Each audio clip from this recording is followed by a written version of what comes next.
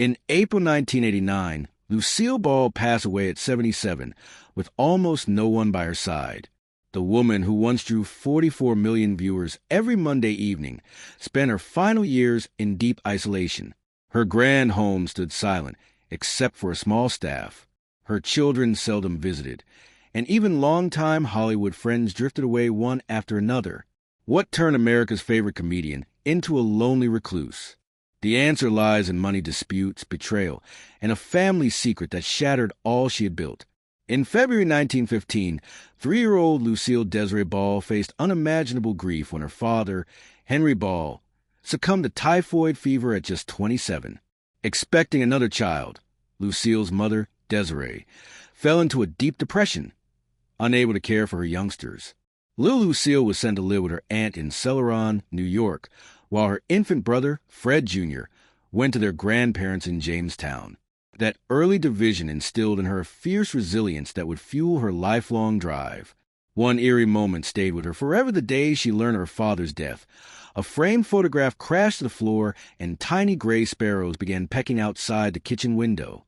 From then on, Lucille would refuse any room, or even wallpaper, depicting birds, a testament to the lasting imprint of childhood fears. At 12, Lucille's world was upended again by a tragic accident in her Alabama backyard. Her stepfather had set up a safe target range for a .22 rifle practice, but when an unscheduled 8-year-old neighbor wandered into the line of fire, a stray bullet shattered his spine, paralyzing him for life. The resulting lawsuit wiped out the Ball family savings, forced them to liquidate their home and furniture, and drove them into near destitution. Lucille's grandfather, stricken with guilt, never worked again, leaving the family uprooted and Lucille determined to never be powerless again. At age 14, Lucille fell in love with local charmer Johnny DeVita, an infatuation her mother couldn't abide. To break the romance, Desiree scraped together their last funds and shipped Lucille off to New York City's prestigious Pratt Institute drama program. Instead of blooming, the experience crushed her confidence. Instructors bluntly refunded her tuition, declaring she lacked stage presence. All she gained was a crippling fear of failure and an ember of defiance that would ignite her career. Just as Lucille resolved to prove herself, rheumatic fever struck. Confined to bed for 2 painful years, she watched her peers gain stage experience while her own aspirations stalled. Yet this enforced pause steeled her resolve.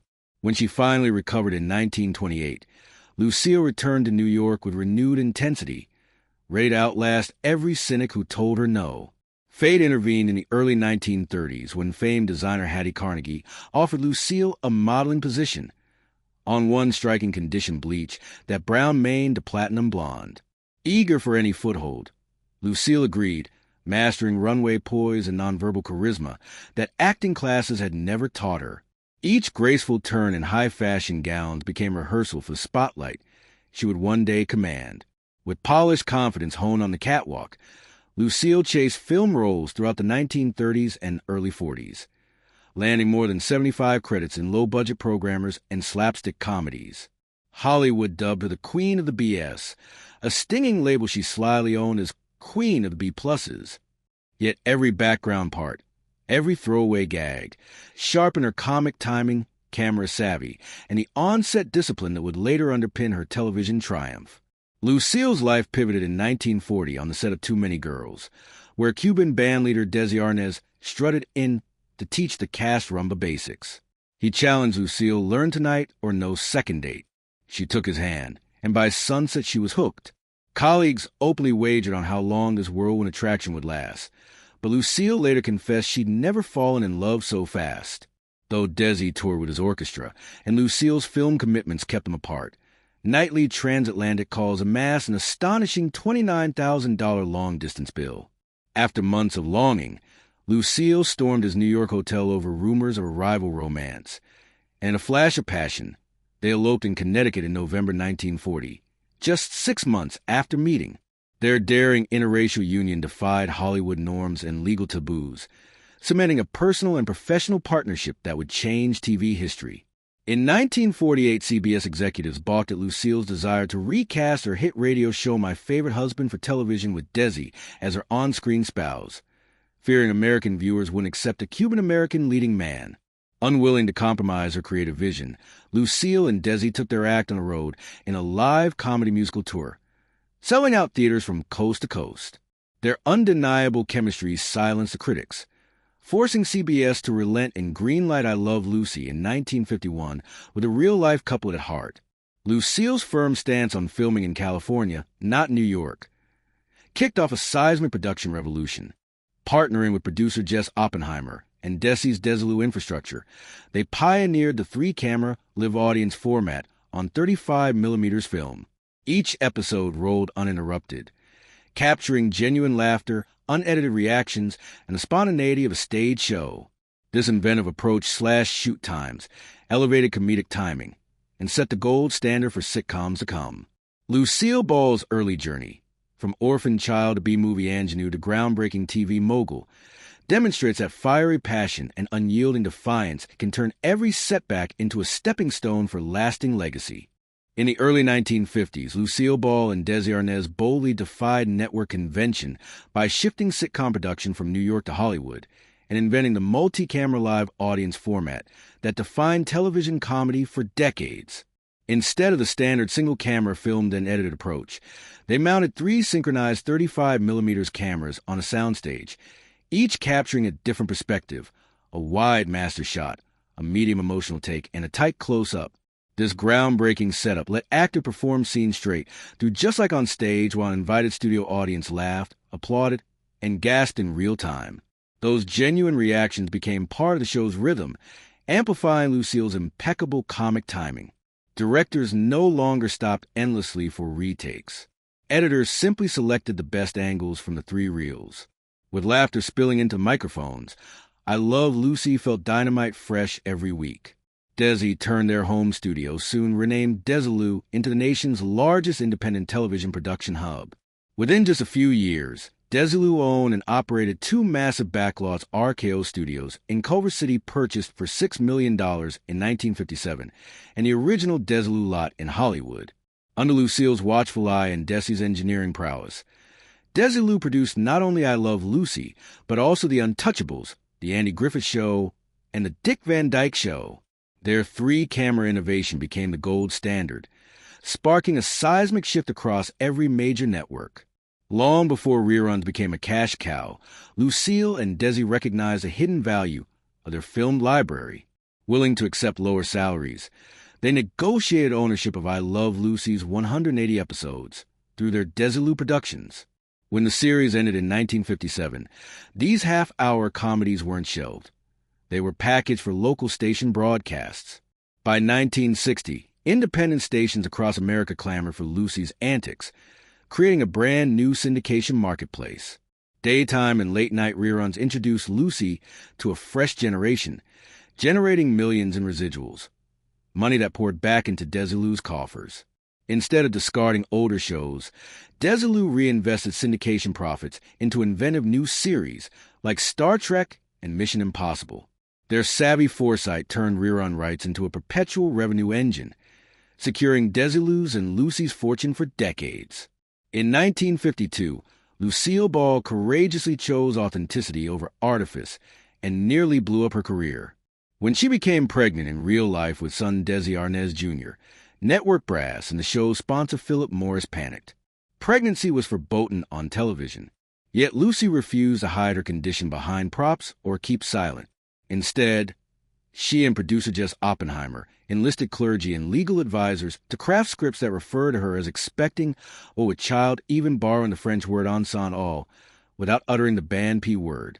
On January 19, 1953, the Ricardo's Kitchen set hosted a scripted childbirth scene that aired the very night Lucy gave birth in her Bel Air home.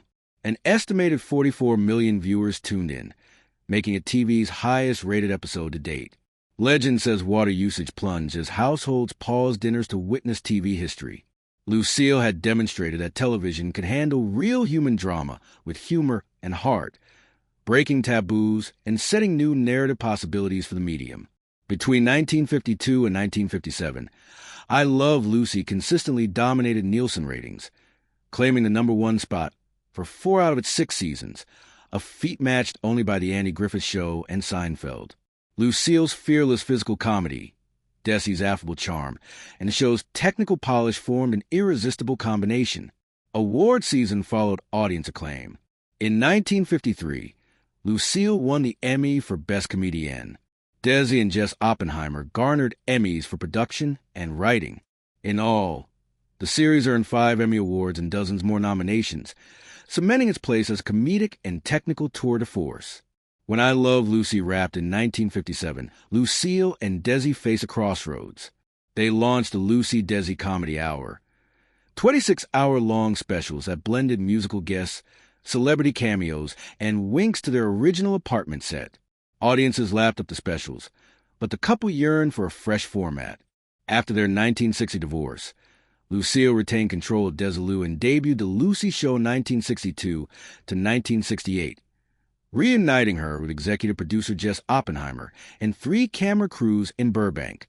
With new characters like Viv Vance's Thelma Viv Peterson, Lucy delivered 6 more seasons of laughter, proof that her star power transcended even a real-life split. In 1968, she followed with Here's Lucy 1968 to 1974, casting her real-life children Lucy Arnaz and Desi Arnaz Jr. as her screen kids. Though the ratings gradually dipped with shifting tastes, Lucy's tenacity and name recognition carried the show for 6 seasons, longer than most sitcom runs even today.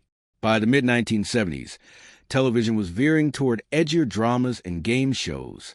Although Here's Lucy remained profitable in reruns, network executives balked at renewing it beyond 1974. Lucille refused to continue a show she no longer creatively controlled, selling her final shares in Desilu, by then part of Gulf and Western, and stepping away from weekly television starring roles. Her second husband, comedian Gary Morton, married in 1961, provided a gentle counterbalance, but tragedy struck when her ex Desi Arnaz died of cancer in 1986. Though divorced decades earlier, Lucille had maintained a deep affection for her favorite redhead, sitting by Desi's side in his final days. Their bond, forged in love, laughter, and groundbreaking television, remained unbroken by time or turmoil. Meanwhile, her children Lucy Arnaz and Desi Arnaz Jr. pursued their own careers, leaving Lucille's vast estates eerily silent.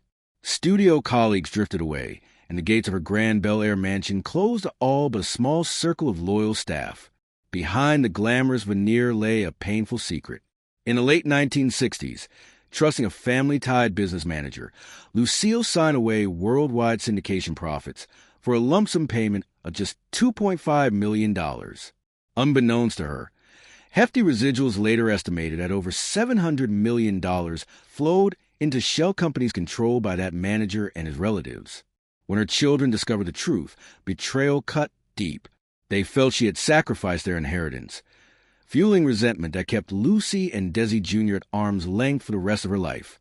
Lucille never publicly accused anyone, but in private, she mourned more than lost dollars. She grieved the fractured bonds of family. By the 1980s, Lucille enrolled only in charity galas and occasional TV specials. Her mansion sat largely empty. Staffing expenses drained her dwindling fortune, and old Hollywood friends faded into memory. Weekly live audiences were replaced by solitary mornings walking her estate grounds, recounting lines from I Love Lucy scripts to staff too young to remember the show's heyday. She rarely answered fan mail. Reporters' calls went unreturned. The queen of comedy had become the queen of quiet, her laughter echoing only in reruns in the hearts of those who'd once adored her. On April 26, 1989, at age 77, Lucille Ball passed away quietly at her Bel Air home. No cameras, no audience, just a soft click of a nurse's monitor. Her funeral drew a small gathering of family and a few surviving colleagues, a poignant counterpoint to the 44 million viewers who once tuned in each week. Yet Lucy's influence endures. Every sitcom from Friends to The Big Bang Theory traces lineage back to her 3-camera innovation and fearless storytelling. Streaming platforms still syndicate I Love Lucy globally.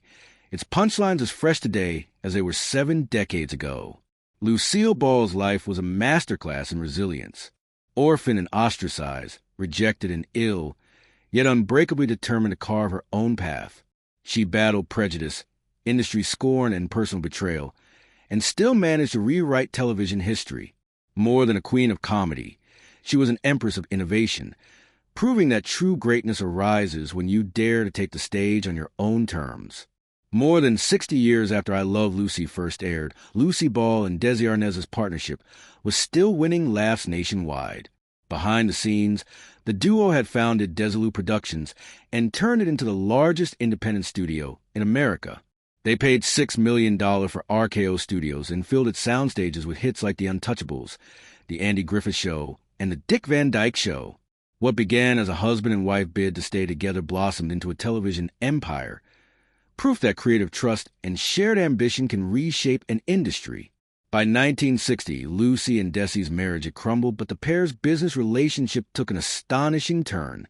Lucille Ball bought Desi's controlling stake in Desilu for $2.5 million, becoming the first woman ever to run a major Hollywood studio. Skeptics scoff, "She's a comedian, not a CEO," they murmur, but Lucy got to work nonetheless. While still headlining The Lucy Show, Lucy made tough executive calls, approving multi-million-dollar budgets, negotiating talent contracts, and charting Desilu's strategic future. She even launched an in-house syndication division years before any other network saw reruns as gold mines. Lucy's foresight turned Desilu's rerun library into a perpetual cash engine, cementing her reputation as one of television's sharpest business minds. In 1966, amidst boardroom skepticism, Lucy endorsed two audacious, unconventional series, Star Trek and Mission Impossible. Her team warned she poured studio dollars into roles and realms no one would watch. Space explorers and covert agents were too weird, they said. Even Lucy confessed she initially assumed Star Trek was a behind-the-scenes celebrity travelogue. But she trusted her instincts, and both shows became genre-defining classics that still inspire fans and creators today. By early 1967, Desilu was firing on all cylinders again, and Lucy orchestrated a triumphant sale. Gulf and Weston acquired the studio for $17 million, handing Lucy a staggering return on her initial investment and cementing her legacy as a trailblazing TV mogul. But Lucy's most enduring impact began with a quieter, yet revolutionary demand. When CBS insisted I Love Lucy film in New York, she and Desi refused, vowing to stay in California. They agreed to slash their salaries if they could shoot on 35mm film in Burbank, an expensive gamble that paid off in perpetuity. That one choice launched the modern syndication era, enabling crisp reruns for generations and ultimately netting an estimated $700 million in repeat revenue. In September 1953, a single offhand remark threatened to destroy it all. On his national radio program, gossip monger Walter Winchell ominously asked, which red-headed star was once a communist? Though he didn't name names, everyone knew he meant Lucille Ball. By dawn, reporters swarmed the Arnaz residence. By afternoon, the Los Angeles Herald Express blazed Lucille Ball named Red in scarlet headlines. The accusation stemmed from a quirk of 17 years before. In 1936, Lucille had registered as a communist voter to please her beloved grandfather, a staunch Union supporter. It wasn't a political creed. It was a family peace offering. But now, in McCarthy-era America, that single act threatened to blacklist Lucy and sink I Love Lucy, with 44 million viewers and millions of sponsor dollars hanging in the balance. While Lucy faced frantic interrogations from government investigators, Desi Arnaz seized control of the narrative. He invited the press into their home, laid out the facts, and declared, "My wife was never a communist."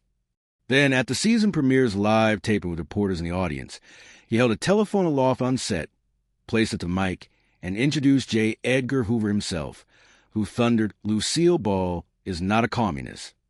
The crowd erupted in cheers as Desi quipped, "The only thing red about her is her hair, and that's not even natural." Lucy, tears in her eyes, stepped forward to bask in the applause, her name restored.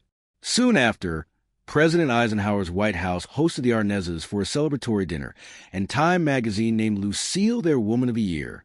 After her painful divorce in 1960, Lucille vowed never to remarry until a blind date changed everything. At 49, worn down by heartbreak, she was introduced to rising nightclub comic Gary Morton over pizza in New York. He was 13 years her junior, and intriguingly, had never even seen I Love Lucy because he worked on Monday nights. That innocence and lack of starstruck all swept Lucille off her feet. 11 months later, they wed in a small ceremony of 40 guests, only to emerge into a cheering crowd that called out, "Good luck, Lucy." By the mid-1960s, Lucille craved a return to Broadway. Her one-woman musical Wildcat opened in 1960 with high hopes, but disaster struck when a snowstorm stranded set deliveries.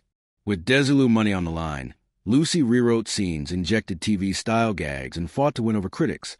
But the pressures led to on-stage illness and eventually a collapse during a performance. Even the Musicians' Union refused to pause the show, forcing its closure after just 171 performances. It was a humbling, costly defeat. In 1970, Lucy's teenage son Desi Arnaz Jr. fell for 23-year-old actress Patty Duke. Reigniting memories of her own early romance with Desi, Lucille's fierce protectiveness erupted. She issued ultimatums, threatening to disinherit him if he didn't end the relationship. Patty, battling personal struggles of her own, was stunned and deeply hurt, yet she never harbored ill will. When Patty's whirlwind 13-day marriage to another man ended in pregnancy rumors, tabloids insisted Desi Jr. was a father. Hospital staff hid the newborn's identity from the press, and the scandal scarred the Arnaz name. Though DNA later revealed the baby's father was someone else, the headlines had already wrought their damage, and a mother's worst fears had come true. Most stars fizzle after a single hit, but Lucy refused to fade. In 1962, she launched The Lucy Show, outdrawing many new series and running for 6 seasons. In 1968, she debuted Here's Lucy, casting her real-life children Lucy Arnaz and Desi Arnaz Jr. as her on-screen kids. The show tackled contemporary themes, civil rights, rock music, social change, proving Lucy's knack for reinvention. Yet by 1973, audiences were shifting tastes, and Here's Lucy bowed out after 6 seasons. Her longtime friend and co-star Vivian Vance, who played Ethel Mertz, had departed years earlier over creative disputes, leaving Lucy heartbroken and the show retooled.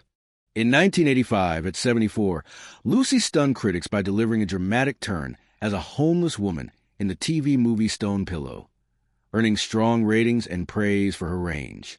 Emboldened, she launched Life with Lucy, a new sitcom, but the world had moved on. The series was critically panned and canceled after 8 episodes, a first in her illustrious career. Even after decades apart, Lucille's bond with Desi Arnaz endured. In November 1986, on what would have been their 46th anniversary, an ailing Desi shared his final words with Lucy over the phone: "I love you too, honey, and good luck with your show." 2 days later, he passed away with Lucy at his side, closing the circle on their pioneering partnership. On April 18, 1989, Lucy was rushed to surgery for a tear in her aorta. Though she seemed to rally, a sudden relapse 8 days later proved fatal. On April 26, 1989, Lucille Ball died quietly at age 77, without spotlights or a script, yet leaving a legacy brighter than any studio light. Lucille Ball's journey, from plucky orphan to Hollywood queen, from scandalized target to powerhouse executive, from TV rebel to family matriarch, stands as a testament to unbreakable spirit. She didn't just make people laugh. She transformed an entire industry, proving that guts, vision, and a redhead's flair can change the world.